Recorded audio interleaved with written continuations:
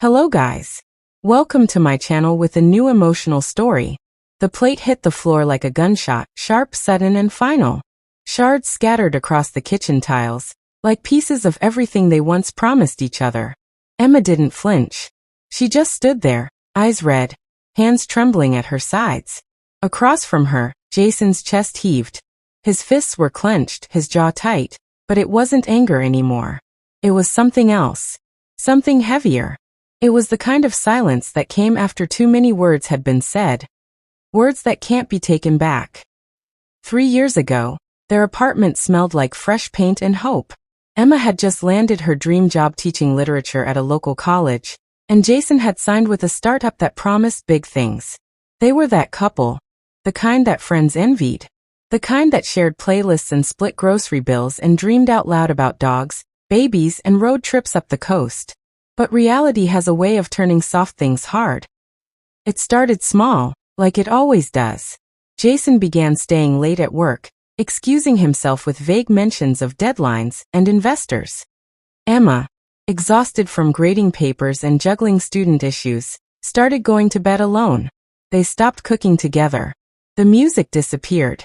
Their kitchen, once filled with the clatter of pots and laughter, became silent, except when they argued.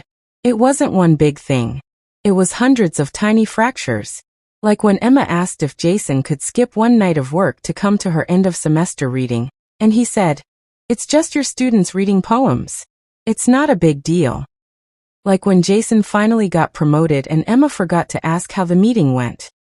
Then came the dinner. A Wednesday night. Emma had cooked, really cooked, for the first time in weeks. Her mom's lasagna, wine, even candles. She had something important to tell him. Something terrifying. But he walked in late, reeking of whiskey and stress, dropped his keys with a sigh and muttered, "I already ate at the office." That was the moment something snapped. Emma asked if he even saw her anymore. If he still wanted this. Jason shot back with the words people always regret later. "Maybe I don't know what I want anymore." The rest was yelling, crying. Dishes were slammed, and the plate was thrown. The morning after, she found herself sitting on the kitchen floor, collecting the pieces. Not just of the plate, but of the version of them that had existed before work and resentment and exhaustion chipped it all away. That's when Jason walked in, dressed in jeans and an old hoodie. A look in his eyes she hadn't seen in a long time. Not anger. Not pride. Just shame. He knelt down beside her. "I don't know how we got here." Emma looked at him, not angry anymore either. Just tired. Ido. We stopped showing up. For each other. For us. There wasn't a neat resolution that day. No dramatic apology.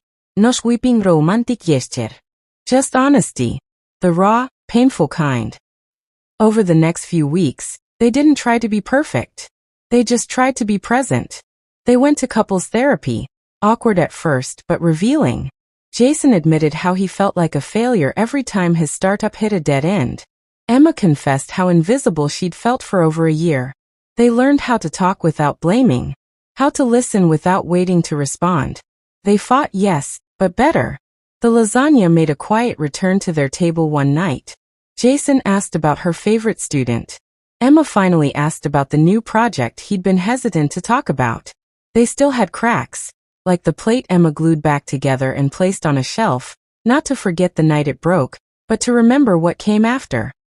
A year later, their apartment still smelled like real life, coffee, books, takeout.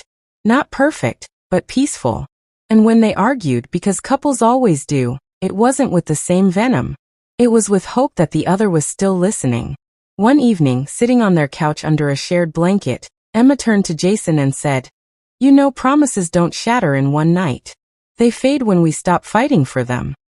Jason kissed her forehead gently. "Then let's keep fighting."